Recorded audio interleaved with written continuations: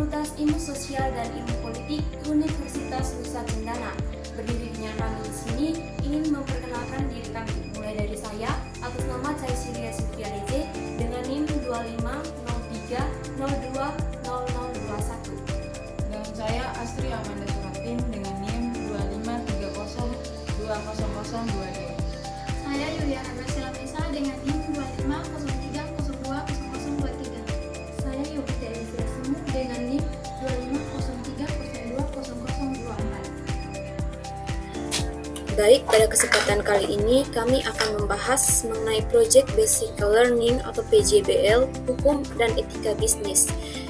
Kelompok kami mengangkat judul yang membahas mengenai analisis regulasi dan kegagalan pilar Good Corporate Governance pada PT Asuransi Jiwasraya, Perspektif Hukum Bisnis dan Etika Bisnis.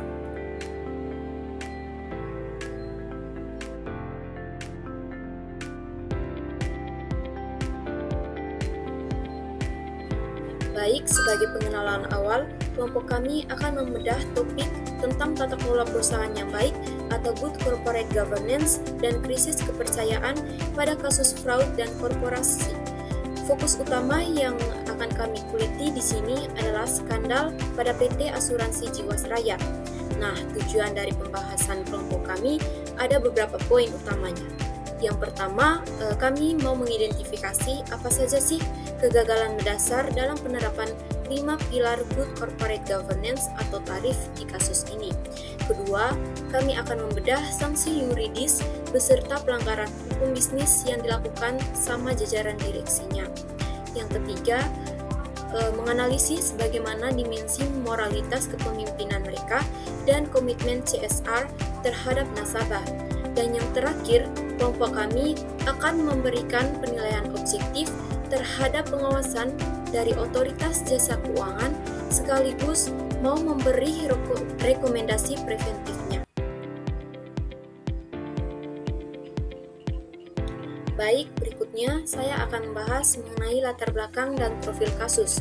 Seperti yang sudah tertera pada beberapa poin di slide ini, sebenarnya Jiwasraya ini BUMN asuransi yang sangat legendaris dan sudah berdiri dari tahun 1859 dan juga mempunyai jutaan nasabah.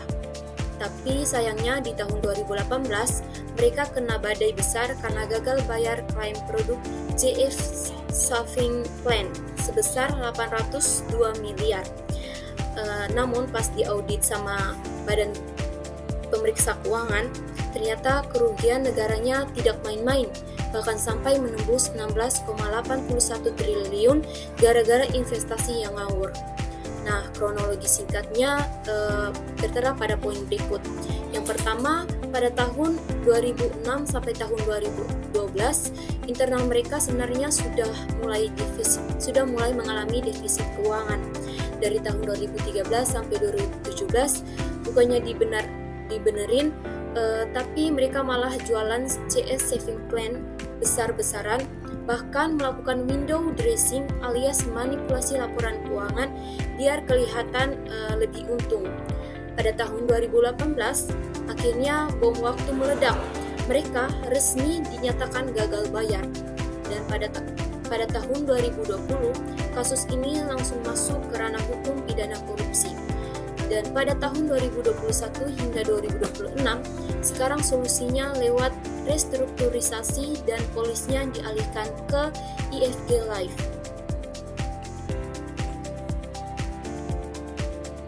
Berikutnya, analisis hukum bisnis. Nah, kalau kita bedah dari sisi hukum bisnis, ada banyak regulasi yang dilanggar.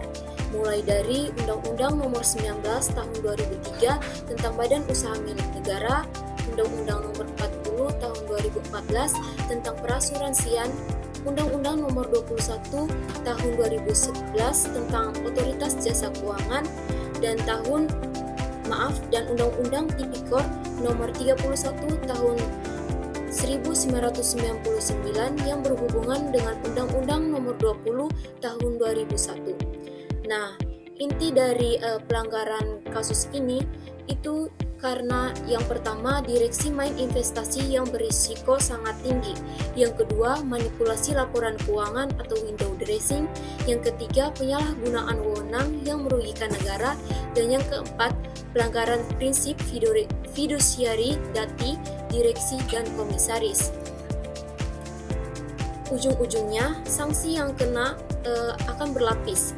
Mulai dari yang pertama, sanksi administratif yang berupa teguran, denda, pembatasan usaha, dan pencabutan izin. Yang kedua, sanksi perdata berupa gugatan dan ganti rugi. Dan yang ketiga, sanksi pidana seperti penjara, denda, dan penggantian kerugian negara. Baik, berikutnya saya akan menyampaikan implikasi yuridis berdasarkan tabel pasalnya. Yang pertama, Undang-Undang Nomor 19 Tahun 2003 tentang Badan Usaha Milik Negara, Pasal 66 Ayat 1, di mana direksinya terbukti tidak ada itikat baik dan tidak hati-hati dalam mengelola aset negara. Yang kedua, Undang-Undang Nomor 40 Tahun 2014 tentang Perasuransian, Pasal 2 dan Pasal 11, di mana mereka asal investasi tanpa hitungan aktuaris yang benar dan abai selama perlindungan nasabah. Dan yang ketiga, Undang-Undang Nomor 31 Tahun 1999 tentang korupsi, Pasal 2 ayat 1 dan Pasal 3, di mana mereka terbukti ada kolusi karena main saham gorengan yang bikin rugi negara sampai 16,81 triliun tadi.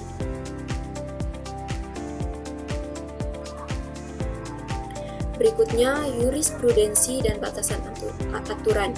Nah, menariknya, kasus Jiwasraya ini bisa menjadi contoh penting atau jurisprudensi di hukum bisnis kita. Yang pertama, pemberantasan kejahatan kerah putih.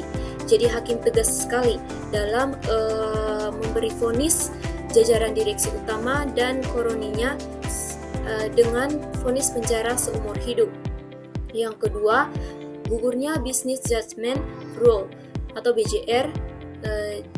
Jadi biasanya direksi itu aman dari tuntutan kalau keputusan bisnisnya rugi, tapi dilakukan dengan itikat baik.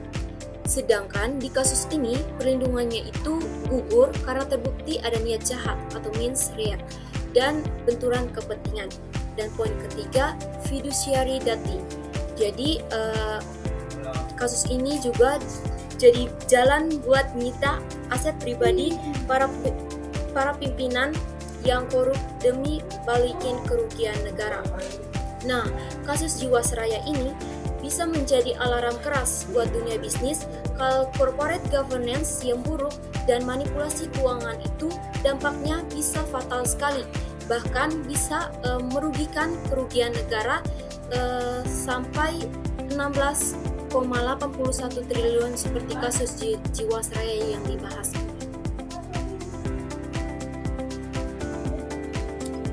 Baik, selanjutnya kita masuk dalam analisis etika bisnis. Dilema etika yang pertama, mengejar keuntungan jangka pendek versus perlindungan dana nasabah.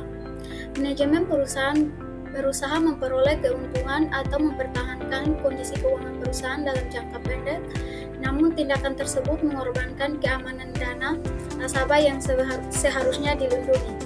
Yang kedua, kepentingan pribadi manajemen versus kepentingan pemegang polis. Manajemen lebih mengutamakan kepentingan pribadi seperti bonus, jabatan, atau citra perusahaan dibandingkan hak-hak pemegang polis yang telah mempercayakan dananya kepada perusahaan. Selanjutnya itu analisis teori etika. Teori yang pertama itu utilitarianisme. Teori ini merupakan tindakan dianggap baik jika memberikan manfaat besar bagi sebanyak mungkin orang. Dalam kasus ini, tindakan manajemen hanya menguntungkan sebagian kecil pihak, tetapi menimbulkan kerugian besar bagi nasabah, investor, pemerintah, dan masyarakat. Oleh karena itu, tindakan tersebut dianggap tidak etis. Yang kedua itu deontologi. Teori ini menekankan pentingnya kewajiban moral, kejujuran, dan tanggung jawab. Manajemen melanggar kewajiban moral karena tidak bersikap jujur dan tidak menjalankan tanggung jawabnya dalam mengelola dana nasabah secara aman dan transparansi. Selanjutnya itu stakeholder theory. Teori ini menyatakan bahwa perusahaan harus memperhatikan kepentingan seluruh pemangku kepentingan stakeholder, bukan hanya manajemen atau pemegang saham. Dalam kasus ini, hak nasabah, pemerintah, investor, karyawan, dan masyarakat diabaikan sehingga tindakan tersebut dinilai tidak etis. Baik, selanjutnya kita masuk dalam perspektif deontologi menurut Immanuel Kant. Nilai etis suatu tindakan ditentukan oleh pemenuhan kewajiban moral. Dalam kasus ini, manajemen menggunakan dana premi nasabah baru untuk menutupi kewajiban lama dan mempertahankan kondisi keuangan yang tampak sehat. Tindakan tersebut melanggar prinsip moral karena nasabah hanya dijadikan sebagai alat untuk mencapai tujuan perusahaan, bukan sebagai pihak yang harus dihormati dan dilindungi haknya. Selanjutnya, perspektif utilitarianisme. Suatu tindakan dinilai baik apabila menghasilkan manfaat terbesar bagi masyarakat, namun dalam kasus Jiwasraya, keuntungan hanya dirasakan oleh sebagian kecil pihak, sementara ribuan nasabah mengalami kerugian finansial dan psikologi. Selain itu, kepercayaan masyarakat terhadap industri asuransi juga menurun. Selanjutnya, kita masuk dalam analisis etika bisnis dampak terhadap pemangku kepentingan. Yang pertama, pemegang polis. Pemegang polis kehilangan hak klaim dan mengalami kerugian finansial karena dana yang mereka investasikan tidak dapat dikembalikan sesuai perjanjian. Yang kedua, karyawan. Karyawan menghadapi ketidakpastian pekerjaan, penurunan moral kerja, dan dampak reputasi akibat citra buruk perusahaan. Yang ketiga, perusahaan atau BUMN. Pemerintah harus mengeluarkan biaya yang besar untuk menyelamatkan perusahaan dan menanggung kerugian negara yang timbul akibat kasus tersebut. Yang keempat, masyarakat. Kepercayaan masyarakat terhadap industri asuransi dan lembaga keuangan menurun sehingga masyarakat menjadi lebih ragu menggunakan produk keuangan. Yang terakhir, investor. Investor kehilangan kepercayaan terhadap sistem tata kelola perusahaan karena melihat adanya penyalahgunaan wewenang dan kurangnya transparansi. Selanjutnya saya akan menjelaskan kegagalan 5 pilar GCG tarif penerapan prinsip Good Corporate Governance atau GCG pada kasus Jiwasraya. Dalam kasus ini terdapat 3 pilar GCG yang gagal dijalankan. Yang pertama adalah transparansi. Pada kasus Jiwasraya, manajemen melakukan manipulasi laporan keuangan atau window dressing sehingga perusahaan terlihat sehat padahal sebenarnya mengalami masalah keuangan. Akibatnya, investor dan pemegang polis menerima informasi yang tidak sesuai dengan kondisi sebenarnya. Yang kedua adalah akuntabilitas. Sistem pengawasan internal perusahaan tidak berjalan secara efektif. SPI dan komite audit gagal mendeteksi penyimpangan investasi sehingga praktik fraud berlangsung cukup lama dan menyebabkan kerugian yang semakin besar.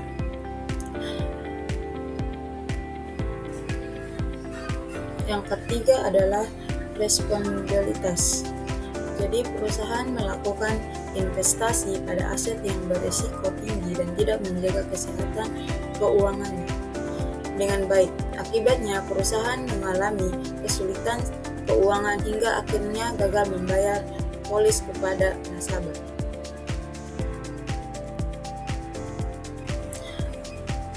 Selanjutnya, terdapat beberapa rekomendasi yang dapat diberikan. Pertama, memperkuat penerapan prinsip GCG secara konsisten. Yang kedua, meningkatkan fungsi audit dan pengawasan internal. Yang ketiga, menyajikan laporan keuangan yang jujur dan transparan. Yang kelima, memperbaiki manajemen risiko investasi. Dan kelima, mereformasi KPI, direksi serta memberikan perlindungan kepada stakeholder.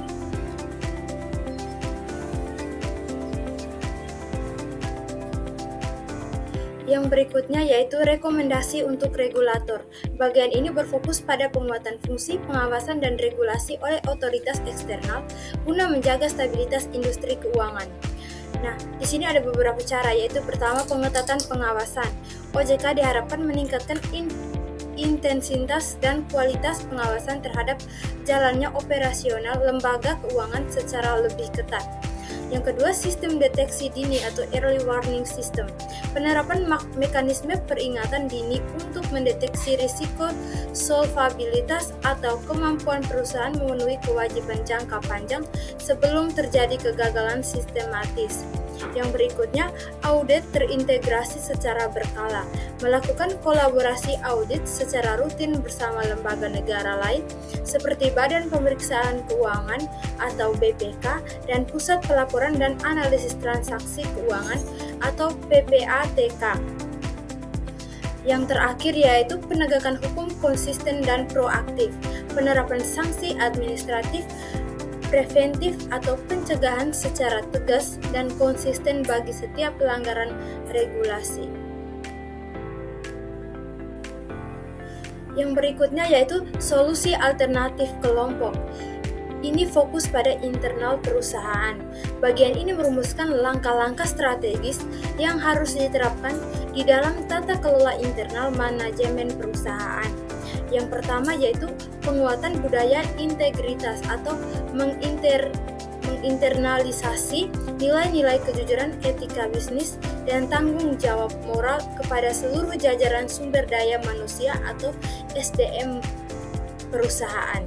Yang kedua yaitu implementasi whistleblowing system, menyediakan sistem pelaporan pelanggaran yang aman dan terlindungi bagi karyawan yang mendeteksi adanya indikasi kecurangan atau fraud di dalam internal perusahaan. Yang ketiga, evaluasi berkala tata kelola perusahaan. Melakukan peninjauan dan audit secara rutin terhadap penerapan prinsip Good Corporate Governance atau GCG guna memastikan manajemen berjalan sesuai jalur hukum. Nah, yang berikutnya atau yang ketiga, rekomendasi bagi stakeholders atau pihak terkait. Poin ini ditujukan kepada ekosistem di luar perusahaan, termasuk pelaku industri keuangan, konsumen, dan lembaga perlindungan. Nah, di sini ada 3 poin. Poin yang pertama yaitu peningkatan transparansi portofolio digital. Nah, industri keuangan wajib membuka akses informasi yang transparan mengenai pengelolaan portofolio digital milik nasabah. Poin yang kedua, peningkatan literasi hukum konsumen. Memberikan edukasi kepada masyarakat atau nasabah mengenai hukum perikatan asuransi agar mereka memahami hak dan kewajiban mereka secara legal. Poin yang terakhir, kontrol sosial aktif oleh YLKI. Mendorong Yayasan Lembaga Konsumen Indonesia atau YLKI untuk lebih proaktif dalam mengawal dan melindungi hak-hak konsumen di sektor jasa keuangan.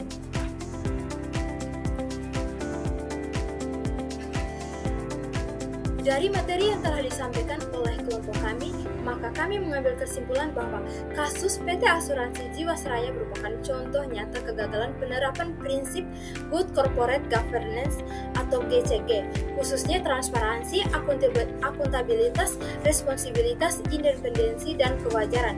Kegagalan tersebut terlihat dari manipulasi laporan keuangan, investasi berisiko tinggi, lemahnya pengawasan internal, serta konflik kepentingan yang mengabaikan hak pemegang polis. Dari perspektif hukum bisnis, tindakan manajemen melanggar berbagai regulasi dan mengakibatkan kerugian negara sekitar 16,81 triliun, sehingga menimbulkan sanksi administratif, perdata, dan pidana. Dari perspektif etika bisnis, kasus ini mencerminkan rendahnya integritas, kejujuran, tanggung jawab, dan keadilan dalam pengambilan keputusan.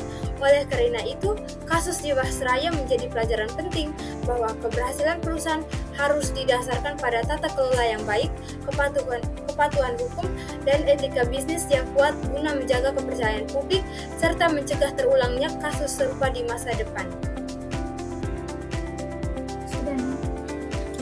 Akhir kata, kelompok kami mengucapkan bahwa integritas adalah fondasi, kepercayaan publik adalah nilai tertinggi. Sekian dan terima kasih.